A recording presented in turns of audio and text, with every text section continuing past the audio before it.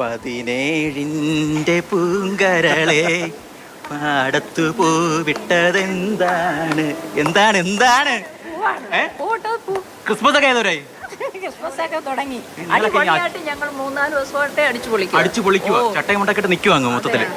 കോട്ടയം അച്ചായത്തിയായി. ഒരു മണി വരെ തകർത്ത്. 1 മണി വരെയോ? 1 മണി വരെ എന്തായിരുന്നു പരിപാടി? രാത്രി 1 മണി വരെ. ഓക്കെ, ഫുള്ള് ചട്ടയും മുണ്ടില്ല. ക്രിസ്മസ് ആയത് നിങ്ങൾ ചട്ടയും മുണ്ടില്ല ഫുള്ള് പരിപാടി. ചട്ടയും മുണ്ടും ഞങ്ങളുടെ അടിപൊളി വേഷം. മൊത്തത്തിൽ കോട്ടയത്തെ ഏറ്റവും വലിയ സുന്ദരി സുന്ദരന്മാർ നിങ്ങളൊക്കെ അല്ലേ? സുന്ദരി അമ്മയുടെ പേരെന്താ? അമ്മച്ചിയുടെ പേരെന്താ? കനകമ്മയാണ് സുന്ദരി. കനകം പോലെ വിളങ്ങും അല്ലേ കനകമ്മ? ഇല്ല, അതിന്റെ ഓപ്പോസിറ്റ് വിചാരിച്ചാ മതി. അങ്ങനെയൊന്നും അല്ലല്ലേ.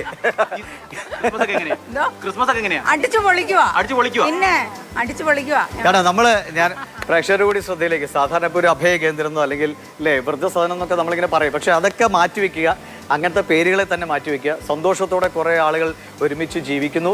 അതായത് എന്തൊക്കെ സങ്കടങ്ങളില്ലാത്ത മനുഷ്യനില്ലോ, പ്രതിസന്ധികളില്ലാത്ത മനുഷ്യനില്ലോ. പക്ഷെ അതൊക്കെ ഒരു ജീവിതത്തിലെ ഏതൊക്കെയോ കഴിഞ്ഞ കാലങ്ങളാണ്. അതൊക്കെ അവിടെ ഇരുന്നോട്ടെ. ഇപ്പോൾ ഞങ്ങൾ വളരെ ഹാപ്പിയാണ്, വളരെ സന്തോഷത്തോടെ ജീവിക്കുന്നു എന്ന് പറയും. എനിക്ക് തോന്നുന്നു ഷിനോജ് കൂടുതൽ ഇവിടെ ഈ സ്നേഹക്കൂടിനെ കുറിച്ച് കൂടി ഒന്ന് പറ ഷിനോജ്. 10 വർഷം മുൻപാണ് കോട്ടയത്ത് ഇത്തരത്തിലൊരു സ്നേഹക്കൂട് എന്ന് പറയുന്ന ഒരു സംഘടന ഇത്തരത്തിൽ തുടങ്ങുന്നത്.